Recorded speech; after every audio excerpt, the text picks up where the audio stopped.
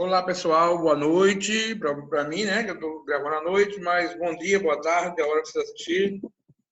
Pessoal da primeira série, mais uma vez eu estou gravando. Meu Zoom não está dando para pegar o pessoal. E hoje eu vou fazer uma atividade e algumas questões, respondendo aqui com vocês, rapidinho. E sobre a citologia, a revisão. Está bem próximo a prova para a gente. Então, hoje a gente vai fazer essas questões aqui rapidinho. E a atividade para vocês nesse horário até meio-dia vai ser pegar essas questões e transcrevê-las para o caderno, né? Com a resposta, e bater uma foto e mandar para o Classroom. Vai valer a atividade. Bem light essa semana. Ok? Vou trabalhar. Semana passada a gente falou um pouquinho sobre citologia, desde o início, como o estudo do microscópio. Então, hoje a gente vai responder algumas questões de tudo. Certo? Bem rapidinho. Primeira questão para a gente é sobre aquela introdução. No início do estudo, os carinhas lá que estudaram bastante, né? Mas os nomes mais que se destacaram na citologia, na parte de microbiologia, principalmente com a invenção, né, do microscópio, a microscopia, que é o ramo que estuda através do microscópio as estruturas microscópicas, certo? E o cara que realmente citologia é o estudo da célula, né? Mas teve um cara que descobriu a célula observando pedaços de cortiça. Ele viu espaços vazios, como fosse favos de mel. E nessa cortiça, cortiça é um tecido vegetal morto. Então ele deu o nome de célula, porque célula em latim significa espaço vazio. Lembra de uma célula de cadeia? Lembra de uma célula, né? Aqui na base do cérebro nós temos a célula tússica, onde fica a hipófise, que é uma glândula endócrina que nós temos ligada ao cérebro. Então, célula virou célula, que hoje tudo a gente usa a palavra célula como se fosse uma unidade, certo? Vamos responder essa questão aí. A biologia celular ou citologia é a parte da biologia responsável por estudar o funcionamento das células e suas estruturas. Analisa as alternativas a seguir e marca aquele que indica corretamente o nome do pesquisador que denominou essas estruturas funcionais de seres vivos de células. Que veio do latim célula, que deu origem à unidade, célula. Né? O cara mais importante, o pai da citologia hoje, é um carinha muito importante, não é Theodor Schwann, não é Matthias Schleich. Eles tiveram participação também na teoria celular, descoberta de algumas estruturas, mas não foram eles. Não foi Rodolfo Virchow, nem Walter Fleming. O carinha realmente foi mais importante para a citologia, foi esse daqui. Robert Hooke, né? Em inglês. Ele usou um microscópio para observar pedaços de cortiça, tecido vegetal morto. Cortiça, quem quer saber o que é cortiça, só é pegar o vinho, ele é tapado com a boquinha da garrafa, é tapada com rolha. Aquela rolha é cortiça. Aquilo ali é tecido vegetal morto. Ok? Para me perturbar, meu Deus, que eu nunca vi. Show. Vamos para a questão 2.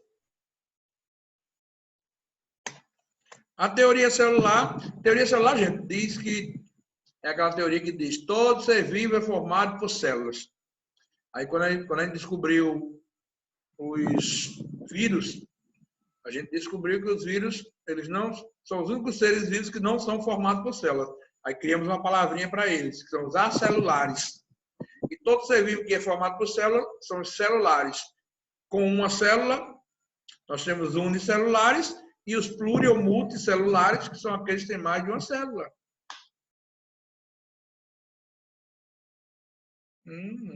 Olha para o céu. Então, vamos lá. A pergunta 2 tem a ver com a teoria celular. A teoria celular pode ser resumida atualmente em 3 pontos principais. Analise e marque as alternativas. Só tem uma alternativa, que não apresenta uma afirmação relacionada com a teoria celular. Bem, nós temos 4 alternativas. Uma não tem nada a ver com teoria celular. Lembra do que eu já falei? Vamos lá. A letra A. Todos os seres vivos são formados por uma ou mais células. Ok. Falei há pouco. Letra D, lá para o final agora. Vamos alternando. Uma célula só pode originar-se de outra pré-existente. Faz parte também. B. Não, C logo. As células são as unidades funcionais dos organismos vivos. Tem a ver com a teoria celular? Tem, o conceito de célula. E B. Todas as células são formadas por membrana, citoplasma e núcleo. Vai ter gente aí que vai marcar essa. É uma pegadinha. Né? Realmente, nossas células são formadas por membrana, citoplasma e núcleo. Mas, ele diz todas as células. E essa parte de divisão celular não tem nada a ver com a teoria celular. A teoria celular tem que ser viva e formada por células. E essa daí a gente sabe que tem seres que não têm núcleo. Então, é furada essa história aí. Todas as células são formadas por membranas, citoplasma e núcleo. A bactéria ela é formada por membranas, o citoplasma e material nuclear disperso no citoplasma. Não tem um núcleo formado. Então, essa teoria está furada. Ok? Então, vamos ver a resposta. Pronto. A errada, ele quer saber a única que não é relacionada com a teoria celular. Todas as células são formadas por membrana, citoplasma e núcleo. Errado. Nem todas. Questão 3. Questão 3. Só você é meu freguês. Costuma-se dizer que as células são formadas por membrana, citoplasma e núcleo. Costuma-se dizer. Entretanto, não são todas... a resposta dessa aqui está da outra daqui. Entretanto, não são todas as células que apresentam um núcleo definido e delimitado por membrana nuclear, que é a carioteca. Baseando-se nisso, o mais correto seria afirmar que todas as células possuem membrana, citoplasma e material genético. Show! Aí é que está correto. Sem a membrana, não tem núcleo, então. As células que apresentam núcleo definido são chamadas de... Quando a gente estudou características dos seres vivos, a gente, no começo do ano, na sala ainda, a gente falou isso aí tudinho. Célula que tem núcleo definido tem carioteca. Quem tem carioteca é chamado de eucariontes. E como as bactérias que não têm carioteca, então são chamadas de procariontes. As nossas células, animais, plantas, fungos, protozoários, nós temos carioteca, nós temos núcleo, então nós somos eucariontes. E as bactérias são os únicos, com as cianobactérias, o único grupo que não tem carioteca, então são procariontes. Como ele está pedindo aí, quem tem núcleo é chamado de, vamos lá, eucariontes. Oi, letra C. Show de bola? Vocês estão comigo, vocês sempre estão. Questão 4. A gente está chegando lá. Vamos lá, galera. A membrana plasmática é encontrada em todas as células e apresenta como função principal controlar a entrada e saída de substância no interior dessa estrutura da célula. Essa membrana é formada por uma bicamada fosfolipídica, onde estão inseridas algumas proteínas. Aquela história que eu mostrei na passada, no vídeo, que tem os pirulitos, 2 camadas de pirulitos, em cima e embaixo, e os glóbulos, as proteínas. O caso quer saber o modelo que descreve a estrutura da membrana plasmática, hoje recebe o nome. Show. Lá, modelo que descreve a estrutura da membrana plasmática. Modelo de permeabilidade ativa. Não, permeabilidade ativa é a função. Se a que entra, que sai da célula, é a função da membrana. Modelo de organização membranar. Não, nunca nem ouvi falar disso. Modelo fosfolipídico. Fosfolipídico, os fosfolipídios estão lá, ligados nessa estrutura de bicamada lipídica. Modelo celular. Deve ser um Samsung, né? A50. Não. O modelo que explica aí 2 camadas lipídicas com proteínas inseridas neles é como se fosse um quebra-cabeça, um mosaico. Por isso que o nome é mosaico fluido. Questão 4, resposta, letra D de Djalma doido. Show de bola, estamos indo. Hoje está light. Questão 5. Eita, dando questão gigantesca do Enem, viu? É sobre, deixa eu ver, pelas alternativas, sobre organelas, estruturas da célula do citoplasma. Vamos lá. A estratégia de obtenção de plantas transgênicas. Transgênicas são plantas que recebem o gene, algum gene do DNA de outra planta ou de outro ser vivo. A estratégia de obtenção de plantas transgênicas pela inserção de transgenes, né, em cloroplastos, são estruturas da célula vegetal que realiza fotossíntese e tem DNA próprio, em substituição à metodologia clássica de inserção de transgenes no núcleo da célula hospedeira, resultou no aumento quantitativo da produção de proteínas recombinantes com diversas finalidades biotecnológicas. Eles pegavam, antigamente eles usavam no DNA do núcleo, agora eles estão usando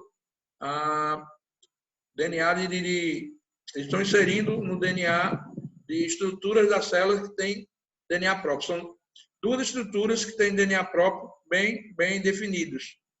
Na célula da planta, os cloroplastos, e na célula animal e vegetal, nas mitocôndrias, têm DNA próprio. Eles se autoduplicam, tanto os cloroplastos como as mitocôndrias, certo? O mesmo tipo de estratégia poderia ser utilizada para produzir proteínas recombinantes em células de organismos eucarióticos, não fotossintetizantes, como nós, e como as leveduras, fungos, né? Que são usados para a produção comercial de várias proteínas recombinantes e que podem ser cultivadas em grandes fermentadores. Ok. Não se preocupe com essas palavras diferentes aí, não. Fermentadores são estruturas que eles colocam, né? Por exemplo, quando a gente faz cerveja, coloca lá o lúpulo, todos os ingredientes e coloca o fermento lá, as leveduras. Aí essas leveduras elas vão fermentar a cerveja e fabricar o que vocês tomam aí. Vocês, eu não. Né? Mas o que ele quer saber é o método. Já falei que existem duas organelas nas células que são muito importantes com o DNA próprio e que podem ser usadas na situação dessa, sem precisar do núcleo. Já falei do fluorato e a outra qual? Vamos lá. Considerando a estratégia metodológica descrita, qual organela celular poderia ser utilizada para a inserção de transgenia em leveduras? Quem tem DNA próprio aí, dessa turma aí, não tem o retículo, o complexo gene não tem DNA próprio, os peroxissomos não tem, nem os lisossomos. Como eu já havia entregado no texto, né? Os fluoroplastos são, junto com as mitocôndrias, as organelas com DNA próprio, elas podem se auto-darem. Então, a resposta certa do cavaco é o quê? Mitocôndrias. Estruturas maravilhosas. São as usinas de força das células. Fornecem energia para a célula trabalhar. E onde acontece a respiração celular. Questão 6. É um pré-ENEM que teve em uma escola. Então, falei delas agora. Vamos lá.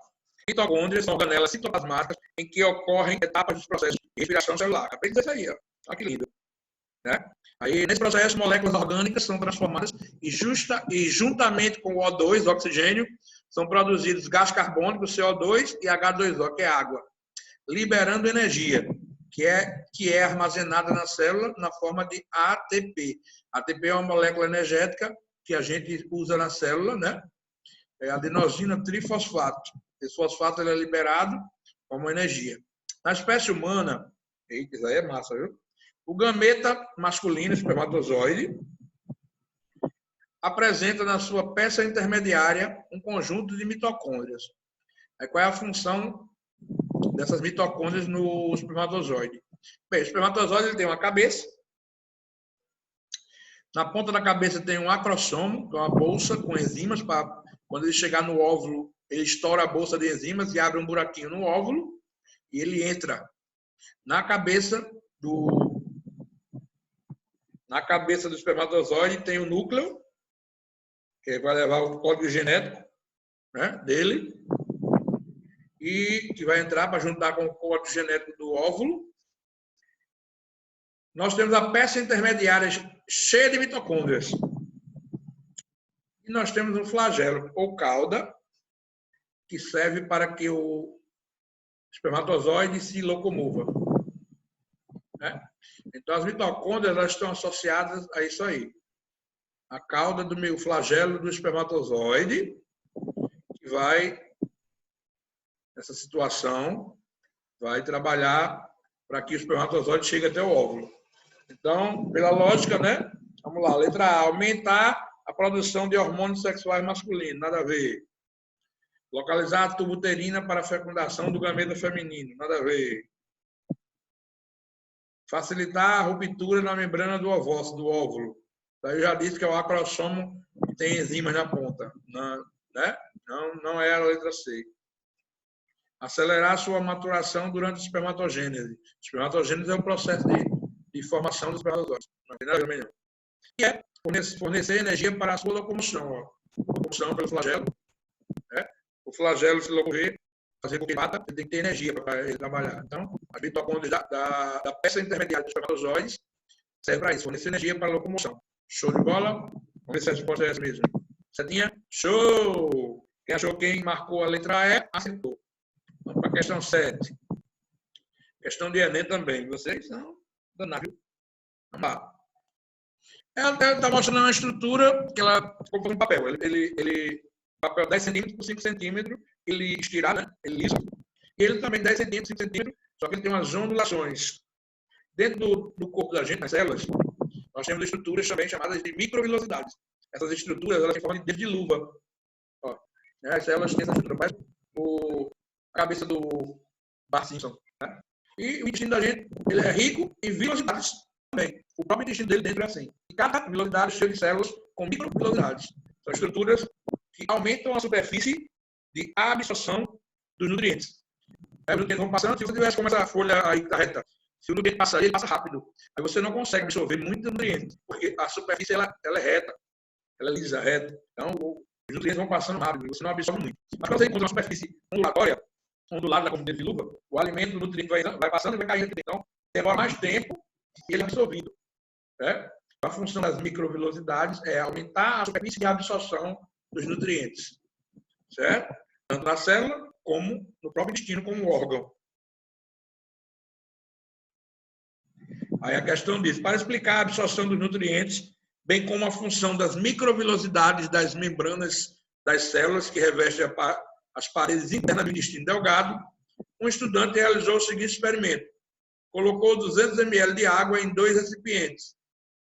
No primeiro recipiente, mergulhou por 5 segundos um pedaço de papel liso, como na figura 1. No segundo recipiente, fez o mesmo com um pedaço de papel com dobras simulando as microvilosidades, como na figura 2. Os dados obtidos foram: a quantidade de água absorvida pelo papel liso foi de 8 ml, enquanto que no papel dobrado foi de 12 ml. Absorveu muito mais nutrientes. Com base nos dados obtidos, mede-se que a função das microvilosidades intestinais com relação à absorção de nutrientes pela célula da parede interna do intestino é a de. Manter o volume de absorção? Não. Aumentar a superfície de absorção? Oh, meu Deus, já chegou. Diminuir a velocidade de absorção? Não. Aumentar a velocidade. Aumentar o tempo de absorção? Não. E manter a seleção na absorção? A seletividade é selecionar? Não. Resposta mesmo? Setinha está onde? Letra B. Como eu havia falado, aumenta a superfície de absorção. Uma questão dessa gigante, mas é a mesma da resposta lá em cima. Então, não tem como você errar uma questão dessa, não. Questão 8, do Enem também. Alimentos como carnes, quando adados de maneira inadequada, deterioram-se rapidamente devido a bactérias e fungos. Esses organismos, bactérias e fungos, se instalam e se multiplicam rapidamente, por encontrarem aí condições favoráveis de temperatura, umidade e nutrição. Para preservar tais alimentos, é necessário controlar a presença desse micro-organismo. Uma técnica ainda bastante difundida para a preservação desse tipo de alimento é o uso do sal de cozinha. Nessa condição, o uso do sal de cozinha preserva o alimento para estudo dos micro-organismos. O sal tem a capacidade de absorver água. Quando você coloca água na carne, seca, tem muito sal. Então, essa carne ela é exposta ao sal e colocada para secar. Aí o que acontece? Ela, na superfície da carne, ela começa a absorver a água da carne e bactérias fungos só desenvolvem meio, está úmido.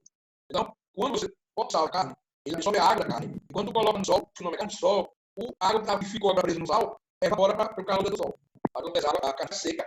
Era assim quando os caras viajavam de Europa para navios de demanda, vezes, e comiam carne seca. Exatamente a carne não poderia ser. Tinha geladeira, gelo, então eles pegavam e faziam esse tipo de situação aí. Certo? Então, mais uma vez, ele adora um peixe grandão. Para responder, a resposta é bem simples. Né? A bactéria no sal, ela desenvolve como? Ela tem água dentro dela. O sal tem capacidade de absorver água. Então, as bactérias e fungos, em presença do sal em grande quantidade, se desidratam perde água, desidratar quer dizer perder água e morre. Elas precisam da água para sobreviver. Então,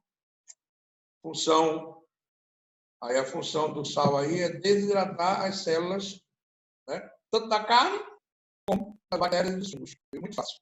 Vou ler outras porque essa aí foi bem direta. Próprio texto e a minha explicação já disse. Aí chegamos na questão 9. Foi uma questão de universidade, né? Ou de vestibular.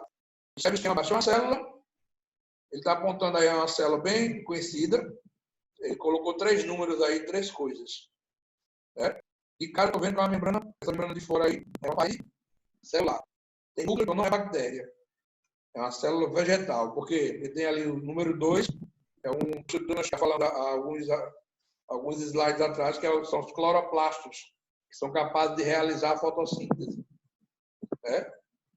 Estrutura 1, aparecendo, vamos lá, a 3. A 1 parece, tem um monte de pontinho nele, é como se fosse o retículo endoplasmático rugoso, cheio de ribossomos. E temos a estrutura 3, que são mitocôndrias, aquela que a gente falou, né? Fornecimento de energia. Vamos para frente. Aí ele quer dizer, observe o esquema, o esquema abaixo, seria, no caso, o desenho, que eu coloquei de volta aqui. E ele refere a uma célula, é referente a uma célula eucarionte, como as nossas. Tem núcleo com carioteca. Aí o esquema apresentado refere-se a uma célula. Vamos lá. Letra A, animal. Já disse que não é animal, né, gente? Letra B, animal também? Não. Aí tem C, D e E, vegetal. Já vou falar que é uma célula vegetal. Vamos lá, vamos para C. Porque apresenta a estrutura de número 2. Realmente, a número 2 é uma estrutura, nós chamamos de cloroplasto, só tem célula vegetal. Show de bola. Vamos ver. Vegetal, porque se observa a ausência de vacúolo. Não, tem vacúolo. As estruturas brancas, ao invés de matar, tem que ser vacúolos. E a gente não pode dizer que não tem, está errado. E é vegetal, está certo, mas porque apresenta a estrutura 3. Não, a estrutura 3 também tem célula animal, fungo, protozoário, são as mitocôndrias. Então, realmente, a mais correta aí para responder essa questão é a letra C. Vegetal, é célula, como eu falado, e porque apresenta a estrutura número 2, que são os cloroplastos, só tem célula vegetal, que realiza fotossíntese através do pigmento verde chamado de clorofila. A palavra cloro significa verde, viu? Aquele elemento, cloro, tem a ver com a cor verde. Cloroplasto, clorofila tem a ver. Porque dentro do cloroplasto nós temos pigmento verde, que vai facilitar a absorção da luz solar, né? Na fotossíntese. Ok, pessoal? Terminamos. A atividade de vocês agora é fazer o quê? Vamos lá. Passar essas questões para o caderno e bater uma foto e até o meu dia me mandar slide a semana. Só para copiar com resposta. Certo, gente? Essas 9 questões. Show? Amo vocês demais. Muito obrigado pela participação da parte no estoque. E não esqueça do nosso apontamento. Aproveite aquele slide da aula passada. Opa, vamos lá. Eliminar aqui. Então, um bom dia. Um beijo.